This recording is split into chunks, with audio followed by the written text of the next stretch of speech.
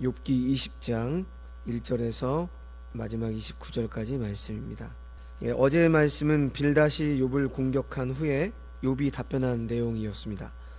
욥은 여전히 자신의 죄로 인해서 이런 재앙이 온 것이 아니라고 하면서 어제 본문 25절 26절 말씀에 내가 알기에는 나의 대속자가 살아계시니 마침내 그가 땅 위에 서실 것이라 내 가죽이 벗김을 당한 뒤에도 내가 육체 밖에서 하나님을 보리라, 이런 놀라운 고백을 합니다. 욥은 이 고백을 통해서 하나님께서 자신을 구원하시고 자신이 죽은 후에도 하나님을 만날 것이라는 소망을 굳건히 가지고 있었습니다. 죽는 것도 분명하지만 하나님을 보는 것도 분명한 것이고, 사람들은 자신에게서 낯선 사람이 되었지만 하나님은 낯설지 아니할 것이다, 이렇게 확신하고 있죠. 그런데 이 욥의 고백이 왜 놀라운 고백인가 하면 바로 부활신앙의 고백이기 때문이죠. 욥이 살았던 시대가 주전 2000년에서 1000년 사이라고 하는데 아브라함이 활동하던 족장 시대로 많이들 이야기를 합니다. 그렇기 때문에 그 당시에는 초대교회 신학시대나 오늘날과 같은 부활신앙에 대한 가르침을 욥이 들었을 리가 없습니다. 그러니까 욥은 지금 구약의 사람으로 부활에 대한 말씀의 지식이 없었음에도 불구하고 이러한 고백을 했다는 것이죠. 몸의 부활에 대한 확실한 배움과 이해는 없었지만 하나님께서 지금 욥의 입술을 통해서 신약시대를 살고 있는 우리들에게 부활의 신앙을 알려주고 있는 거죠. 놀라운 고백이죠. 그리고 이 욥의 고백은 욥이 죽고 부활하여 본다는 의미만을 담고 있는 것이 아니라 우리 육체의 한계를 넘어서야 된다는 말씀도 함유하고 있다고 볼 수 있습니다. 육체의 한계를 넘어서는 것이 육체의 죽음과 부활의 내용만이 아니라 우리가 흔히 아는 이 인과율의 한계를 벗어나는 것이죠. 주님께서 가르쳐 주신 주기도문에서 뜻이 하늘에서 이루어진 것 같이 땅에서도 이루어지이다 라고 하는 우리 문구가 있죠. 뜻이 땅에서 이루어진다라고 하는 것은 땅에 티끌인 나에게도 이루어져야 합니다. 그런데 정말 죽고 싶을 만큼 힘들고 괴로울 때 그 상황이 하나님의 뜻이 이루어지는 것임을 누가 믿을 수 있겠습니까? 오히려 하나님이 어디 계시냐며 원망과 분노가 일어날 것입니다. 그런데 하나님의 택한 백성들은 반드시 하나님의 뜻이 여기서 이루어지는 것이죠. 하나님의 뜻이란 하나님의 아들 예수 그리스도가 주가 되는 것입니다. 그런데 우리는 태어나면서부터 내가 나의 주인으로 착각을 하고 있습니다. 이런 우리가 예수님을 믿는다는 것은 나의 주인됨이 확장, 발전되는 것으로 생각을 합니다. 그래서 예수를 잘 믿으면 내가 잘 된다라고 생각을 하죠. 내가 잘 되기 위하여 신에게 정성을 바쳐야 한다라고 하는 것이 모든 종교의 바탕입니다. 지금 욥을 공격하는 자들의 논리가 이와 같단 말이죠. 욥이 이렇게 하루아침에 망한 것은 분명히 욥의 잘못이 있다는 겁니다. 이런 논박은 지금까지 보아왔지만 앞으로도 더 계속됩니다. 그러면 욥기서는 왜 이렇게 길게 지금 이 문제를 다루고 있는 것일까요? 그 이유는 우리가 늘 이 논리에 빠져들기 때문입니다. 하나님께서 값없이 주시는 은혜를 믿지 못하고 자신의 행위를 믿는 것이 타락한 인생의 본성이기 때문에 그렇다는 것이죠. 자, 오늘 우리가 읽은 본문은 이제 욥과 욥의 친구들의 두 번째 변론의 마지막 소발의 말이 나오고 있습니다. 소발은 욥을 위로하려고 하기는 하지만 결국 빌닷이 말한 것과 같이 욥은 악인이고 반드시 멸망한다, 이 논리를 펼칩니다. 똑같습니다. 그런데 소발은 여기에서 변론을 끝으로 세 번째 논쟁에는 나오지가 않아요. 그러니까 지금 우리가 보고 있는 20장이 소발의 마지막 최후 통첩인 거죠. 왜 세 번째에 빠졌는지 모르겠습니다. 아마 성질이 급해서 그랬나, 두 번 말하고 이제 세 번째는 그냥 차라리 말하기 싫어서 안 했나 싶기도 한데요. 자, 오늘 말씀을 크게 세 단락으로 나누면 먼저 1절에서 11절 말씀까지 볼 수 있는데, 악인의 일시적인 번영에 대해서 설명을 하고 있고 12절부터 19절까지는 악인의 멸망당할 번영, 그리고 20절에서 마지막 29절까지는 악인의 받을 분깃, 이렇게 구분이 되어 있습니다. 자, 먼저 1절에서 3절 말씀을 보시면 이렇게 말하죠. 나아마 사람 소발이 대답하여 이르되 그러므로 내 초조한 마음이 나로 하여금 대답하게 하나니 이는 내 중심이 조급함이니라. 내가 나를 부끄럽게 하는 책망을 들었으므로 나의 슬기로운 마음이 나로 하여금 대답하게 하는구나. 욥의 말을 듣고 있던 소발이 자기 마음이 초조하다, 이렇게 말하죠. 그 이유는 욥이 너무나 하나님을 잘못 알고 있다고 생각하기 때문입니다. 그런 욥의 말과 태도로 인하여 소발의 마음이 조급하다고 합니다. 욥의 말이 자신을 부끄럽게 하는 책망으로 들렸기 때문에 자신의 슬기로운 마음이 자신으로 하여금 대답하게 한다, 이렇게 말하죠. 그런데 어제 본문도 보시면 욥도 마음이 초조하다, 이렇게 말했습니다. 그 이유는 하나님 뵙기를 낯선 사람처럼 하지 않을 것이라고 하였습니다. 자신이 알고 있는 하나님은 이미 인과 응보를 넘어선 하나님입니다. 그러므로 지금까지 욥의 친구들과 같이 생각한 그 하나님이 아니기에 마음이 초조하다는 거죠. 초조, 그을릴 초에 말을 조자입니다. 애를 태워 마음이 졸여진다, 이런 뜻이죠. 그러므로 같은 단어를 사용해도 욥과 소발의 내용이 다르죠. 욥은 인과 유를 넘어선 하나님 만나기를 애를 태우고 있어요. 하나님을 만나고 싶어서 초조합니다. 그런데 소발은 자신의 하나님을 욥에게 설득시키기 위해서 초조한 것입니다. 그러면 우리는 둘 중에 어디일까요? 우리는 무엇 때문에 초조하죠? 우리의 마음은 무엇 때문에 애가 탑니까? 하나님을 만나기 위해서 애가 탑니까? 아니면 이 소발처럼, 아니면 때로는 우리의 어떤 일이 해결되지 않는다고, 우리의 뜻대로 해결되지 않는다고 초조합니까? 욥은 하나님을 만나볼 때 낯선 사람처럼 하지 않을 것이라고 합니다. 그런데 욥의 친구들은 욥이 고백하는 하나님이 낯선 하나님이 될 것입니다. 하지만 소발은 자신이 알고 믿는다는 그 하나님에 대한 체계에서 전혀 흔들리지 않습니다. 인과 응보의 하나님이 흔들리면 자신들이 평생토록 알고 믿어왔던 하나님에 대한 생각이 흔들리기 때문에 자신들은 어떻게 하든지 욥을 공격해서 욥도 자기들의 사상에 동조하기를 바라는 것이죠. 이런 신앙이 흔들리면 자신들이 흔들린다고 보는 것입니다. 그래서 욥이 자기들의 말을 듣고 회개하고 하나님께 돌아오지 않는 욥이 아주 고집스럽게 보이는 것이죠. 소발은 욥이 이렇게 재앙이 닥치게 된 것은 악인이 잠시 형통하지만 곧 망할 것이라는 이야기로 욥을 공격합니다. 자, 계속해서 4, 5절 말씀 보시죠. 소발은 악인은 오래 살지 못할 것이라며 이렇게 말합니다. 내가 알지 못하느냐? 예로부터 사람이 이 세상에 생긴 때로부터 악인이 이긴다는 자랑도 잠시요, 경건치 못한 자의 즐거움도 잠깐이니라. 사람이 이 세상에 생긴 때로부터, 여기서 사람이 히브리어 원어로 아담입니다. 그러니까 아담 이래로 악한 사람이 승전가를 부르는 것은 잠시였고 경건하지 못한 자의 즐거움도 잠깐이었다, 이렇게 말하죠. 이것은 욥을 악인과 지금 경건하지 못한 자로 규정하고 있죠. 그리고 잠시, 잠깐은 욥이 자신이 지은 죄로 말미암아 벌을 받아 금방 죽게 될 것이라, 이러한 악담을 지금 퍼붓고 있는 거죠.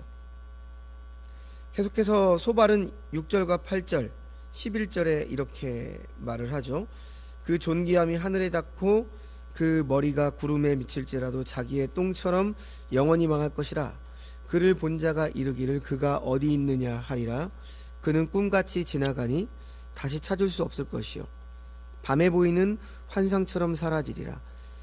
그의 기골이 청년같이 강장하나 그 기세가 그와 함께 흙에 누우리라. 배설물처럼 영원히 망할 것이고 꿈같이 지나가고 환상처럼 사라진다는 이 말의 의미는 욥의 생명이 그리 길지 않으리라는 의미죠. 특히 11절 말씀에 욥이 청년같이 젊음이 넘쳐도 그 젊음도 흙에 눕게 될 것이다, 이렇게 말하는 것은 너는 우리에게 네가 의롭다고 말하고 우리도 네가 의로운 것으로 받아들일지라도 너는 너의 감추어둔 죄로 인해서 곧 심판받아서 사라질 운명이다, 이러한 의미죠. 참 잔인한 말을 퍼붓고 있습니다. 하지만 우리는 알고 있죠, 결말을. 이후에 욥의 인생이 어떻게 되었는지 말입니다. 욥은 이 고난의 과정을 겪은 후에 그에게 다시 10명의 자녀가 태어나게 됐고 가축은 2배로 불어났고 140년을 더 살면서 자녀와 손자 4대를 보았다. 욥기 마지막은 이렇게 결말을 짓고 있죠. 자, 계속해서 12절에서 마지막 29절 필연적인 악인의 멸망에 대해서 이제 쭉 설명을 하는데요. 소발이 12절 14절에서 그는 비록 악을 달게 여겨 혀 밑에 감추며 아껴서 버리지 아니하고 입에 물고 있을지라도 그 식물이 창자 속에서 변하며 뱃속에서 독사의 쓸개가 되느니라, 이렇게 했습니다. 독사의 쓸개는 독사의 독을 말하죠. 고대인들은 독 중에서 독사의 독을 가장 강한 독으로 생각을 했고요, 그 독은 쓸개에서 만들어진다라고 생각을 했습니다. 사람이 음식을 먹는 것을 비유해서 악인이 죄악 가운데 있는 자가 망할 것을 말하고 있죠. 악인이 죄악을 좋아하며 버리기를 꺼려하고 계속 그 가운데 거하기를 원한다는 겁니다. 하지만 그 죄악은 독이 되어 오히려 상하게 한다, 이런 의미죠. 자, 15절 16절도 보시면 그가 재물을 삼켰을지라도 다시 토할 것은 하나님이 그 배에서 도로 나오게 하심이니 그가 독사의 독을 빨며 뱀의 혀에 죽을 것이다. 악인이 재물을 삼켰을지라도 하나님은 공의로운 분이시기 때문에 그 재물을 다시 토하여 내게 한다는 거죠. 악으로 재물을 취하는 것은 마치 독사의 독을 빨고 뱀의 혀를 물린 것 같아서 곧 죽고 말 것이다, 이렇게 말하는 거죠. 17절에서 19절도 뭐라고 말합니까? 꿀과 엉긴 젖이 흐르는 강, 이렇게 나오죠. 이 표현은 풍요로움의 상징이죠. 그래서 악인은 아무리 불의로 재물을 모을지라도 풍요로움을 누리지 못하게 될 것이다, 이러한 의미입니다. 수고하여 얻은 막대한 재산이 즐거움을 주지 못한다는 거죠. 그 이유는 악인이 악을 행했기 때문이죠. 곧 그가 가난한 자를 학대하고 버렸음이요 자기가 세우지 않은 집을 빼앗았음이니라.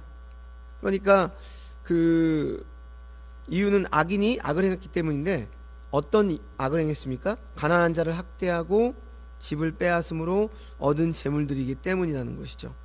그래서 하나님이 그들을 심판한다는 것입니다.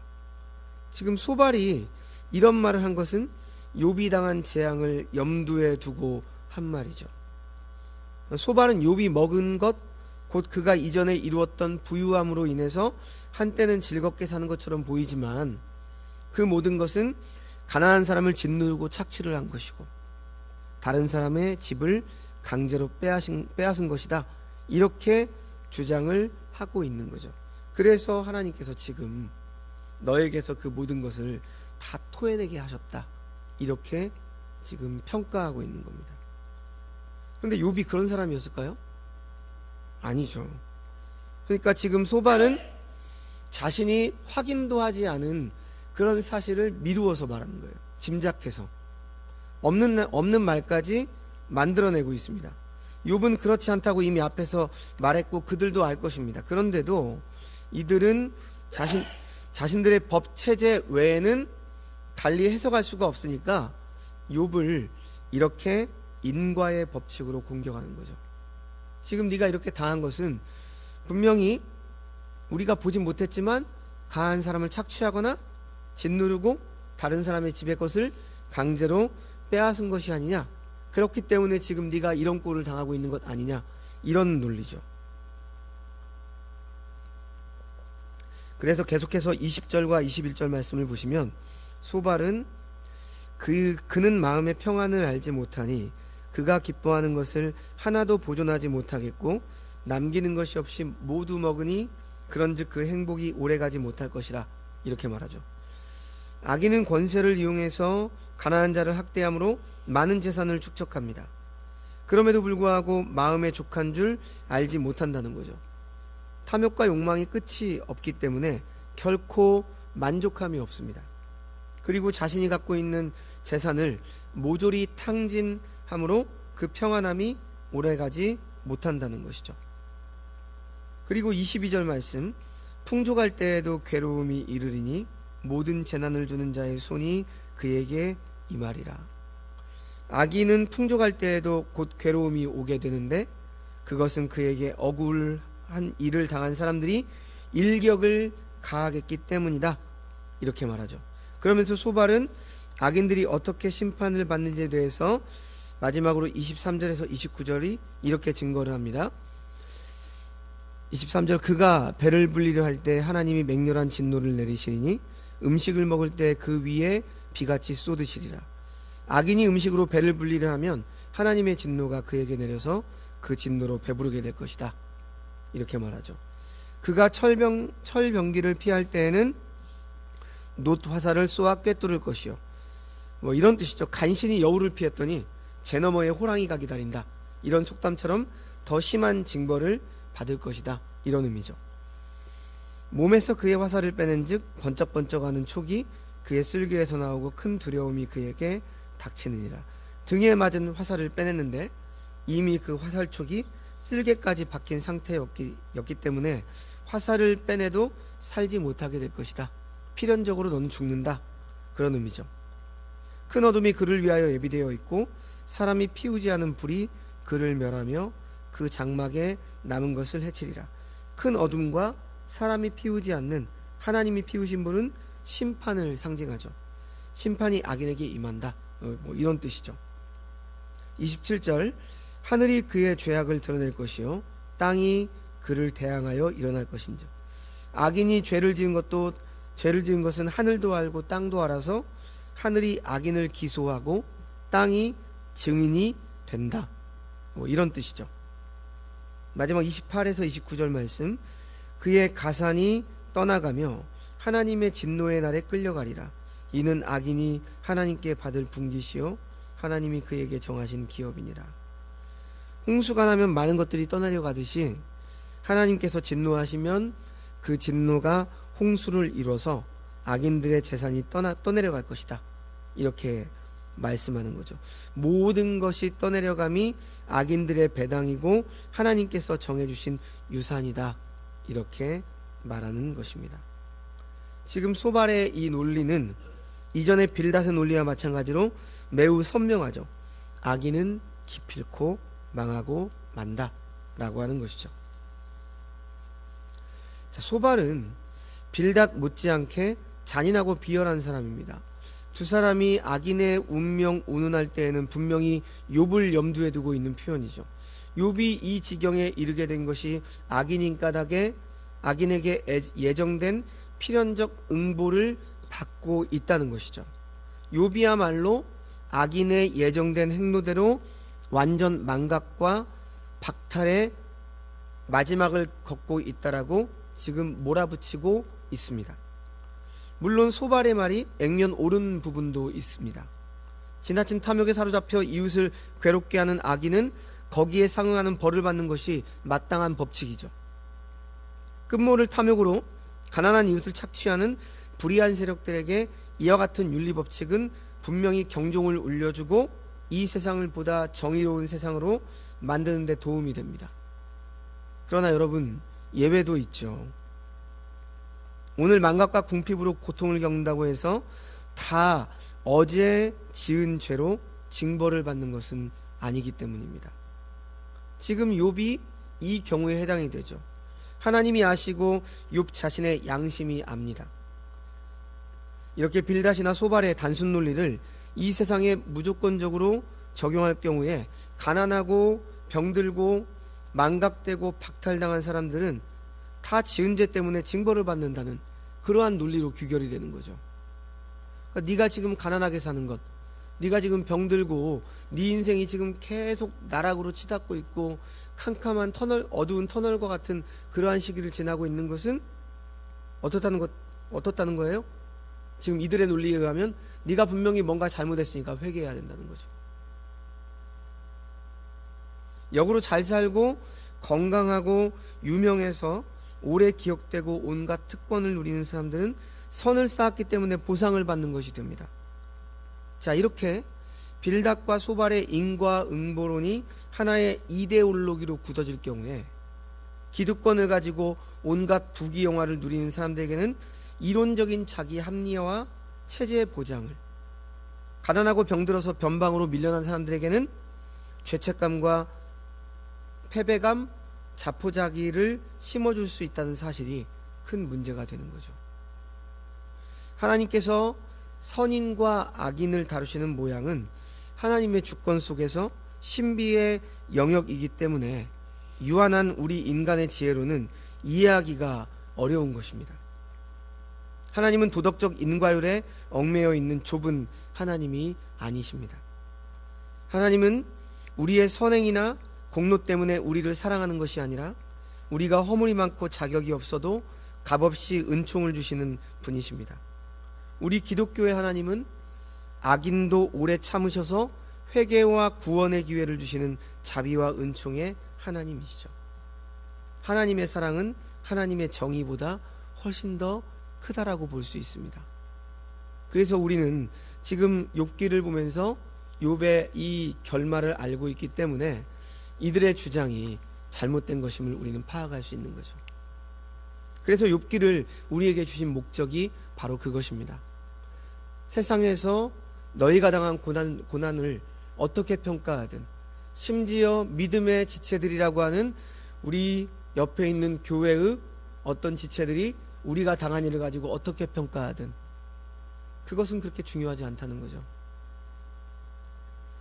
우리가 때로는 우리가 이유가 어떤 이유인지 모른 채로 어려움을 당할 수 있고, 그 어려움 속에서도 지금 욥을 통해서 인내를 배우고 키우라는 것입니다.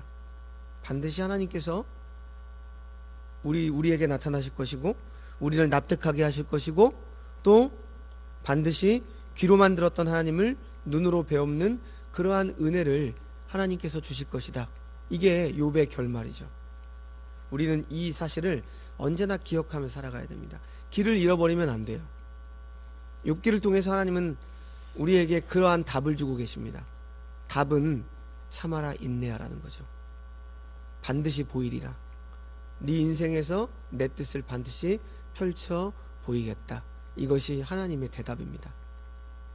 이 사실을 늘 기억하시고 여러분의 인생을 때때로 자학하지 마시고, 어떤 어려움과 힘든 상황을 겪는다 할지라도 선하신 하나님, 합력하여 선을 이루는 하나님, 반드시 우리에게 은혜를 주시고 우리의 삶을 역전시키고 회복시키는 그 하나님의 은총을 반드시 붙잡고 그 고난 속에서 길을 잃어버리지 마시고 언제나 믿음의 길을 걸어가시는 저와 여러분이 되시기를 주님의 이름으로 축원합니다. 기도하겠습니다. 하나님 아버지, 원인을 알 수 없는 일로 인해 고난의 터널을 지나고 있는 욥을 위로하고 격려하러 왔던 소발이 오히려 자신의 경험과 지식, 그릇된 하나님에 대한 시각으로 욥을 정죄하고 온갖 악담을 퍼붓는 모습에서 우리의 모습 또한 발견하게 합니다. 하나님, 간절히 바라옵기는 논리를 앞세우기보다 주님의 사랑을 앞세우게 하시고 내 감정에 충실하기보다 다른 사람들을 배려하는 마음이 충만하게 하여 주옵소서. 소발의 마지막 남김의 말은 우리에게 반면교사가 되게 하셔서 진정으로 삶과 믿음을 세우는 통로가 되게 하여 주시옵소서. 오늘도 하나님께서 마음과 정성을 다하여 심어주신 우리의 삶의 자리에서 하나님의 섭리를 바라보며 하나님께서 우리를 지켜주심을 믿고 우리의 삶과 가정에서, 우리의 사회에서 무너지고 깨어진 것이 새롭게 되는 그 통로의 삶을 누리는 은총의 한날이 되게 하여 주시옵소서. 욥기를 통해서 우리가 고난의 의미를 배우게 하시고 인내하게 하시고 마침내 하나님께서 우리에게 나타나시고 우리에게 은혜 주시고 우리와 함께함이 어떤 것인지 우리의 인생 가운데 반드시 비춰주신다는 그 사실을 믿고 현재의 어려움을 믿음으로 인내하며 이겨내는 주의 모든 백성들 되게 하여 주옵소서. 모든 말씀 예수님의 이름으로 기도합니다. 아멘.